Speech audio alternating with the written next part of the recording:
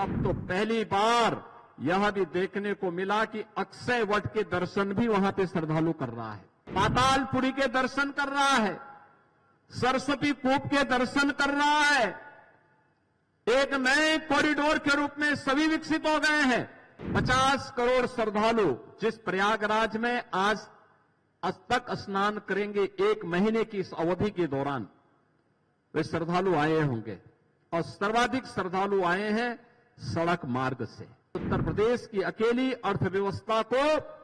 महाकुंभ प्रयागराज के माध्यम से 3 लाख करोड़ रुपए की नई बढ़ोतरी होने जा रही है। प्रयागराज में महाकुंभ का आयोजन जहां हो रहा है, उस महाकुंभ के आयोजन स्थल पर भी आदरणीय प्रधानमंत्री जी की प्रेरणा से जो कुंभ स्थल है, यह भी डिफेंस की ही लैंड है और उस लैंड पर हर वर्ष जब भी माघ मेला होता है, जब भी कुंभ का आयोजन, महाकुंभ का आयोजन होता है, उत्तर प्रदेश सरकार को लीज पर और भूमि प्राप्त हो जाती है और पिछले 8 वर्ष के अंदर जो भी आयोजन हुए हैं, बड़ी सहजता के साथ वह भूमि मिली और अब तो पहली बार यह भी देखने को मिला कि अक्षय वट के दर्शन भी वहां पे श्रद्धालु कर रहा है, पातालपुरी के दर्शन कर रहा है, सरस्वती कूप के दर्शन कर रहा है। एक नए कॉरिडोर के रूप में सभी विकसित हो गए हैं। याद करिए, स्वतंत्र भारत में 1947 से लेके 2019 तक जहां तक आम जन और श्रद्धालु नहीं पहुंच पाता था,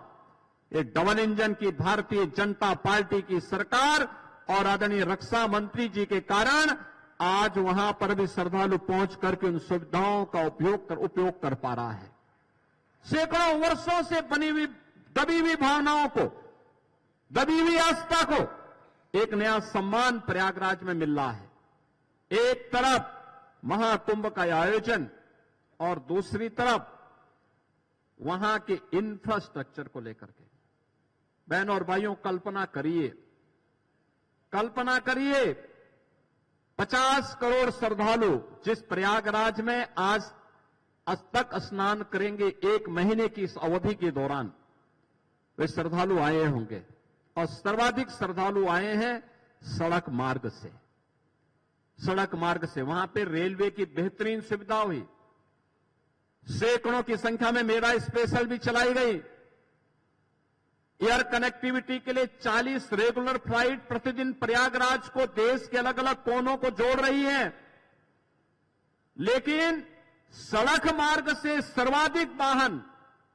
प्रयागराज पहुंचे हैं और सड़क मार्ग की बेहतरीन कनेक्टिविटी करने का श्रेय अगर किसी को जाता है तो आदरणीय प्रधानमंत्री जी के मार्गदर्शन में आदरणीय नितिन गडकरी जी को। एक एक कार्य को कुंभ के पहले, महाकुंभ के पहले स्वयं आकर के उन्होंने सभी परियोजनाओं का रिव्यू किया, युद्ध स्तर पर कार्य को आगे बढ़ाया। परिणाम है कि मौनी अमावस्या के दिन 8 करोड़ श्रद्धालुओं ने पावन संगम में आस्था की डुबकी लगाई और सकुशल निकल भी गए। दुनिया के अंदर कहीं नहीं हो सकता। ये केवल और केवल ये डबल इंजन की सरकार ही इस प्रकार के आयोजन के साथ जुड़ सकती है। और बहनों और भाइयों, आस्था को सम्मान कैसे? आपने देखा होगा, भारत के अंदर 140 करोड़ की आबादी, इसमें 110 करोड़ की आबादी सनातन धर्मावलंबी है और उसमें से 50 करोड़ लोग आज तक आस्था की डुबकी प्रयागराज में लगा चुके होंगे। इतना बड़ा आयोजन होना, प्रयागराज को रिंग रोड के रूप में सौगात देना, लखनऊ और रायबरेली प्रयागराज की कनेक्टिविटी को 6 लेन की कनेक्टिविटी के साथ जोड़ना, प्रयागराज के अंदर के सड़कों को फ्लाईओवर के साथ जोड़ना, 2 लेन को 4 लेन को 6 लेन के साथ जोड़ने का कार्य डबल इंजन की भारतीय जनता पार्टी की सरकारों ने किया और राष्ट्रीय राजमार्ग और केंद्रीय राजमार्ग विभाग मंत्रालय को जो भी प्रस्ताव हम लोगों ने महाकुंभ की दृष्टि से भेजे थे, उन सभी प्रस्तावों को आदरणीय गडकरी जी ने एक झटके में स्वीकृत करते हुए महाकुंभ को भव्य और दिव्य बनाने के लिए अपना पूरा योगदान दिया। आज उसका परिणाम है कि प्रतिदिन करोड़ों की संख्या में श्रद्धालु आकर के आस्था की डुबकी आसानी से लगा पा रहा है। मैं इस अवसर पर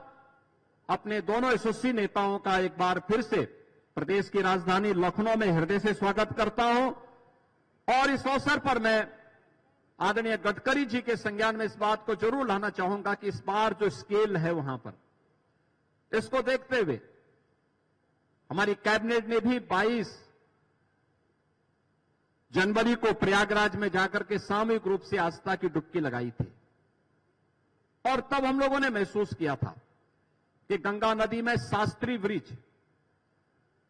के पैरेलल एक नया ब्रिज बनना बहुत आवश्यक है। जो लोड है वहां पे ट्रैफिक का,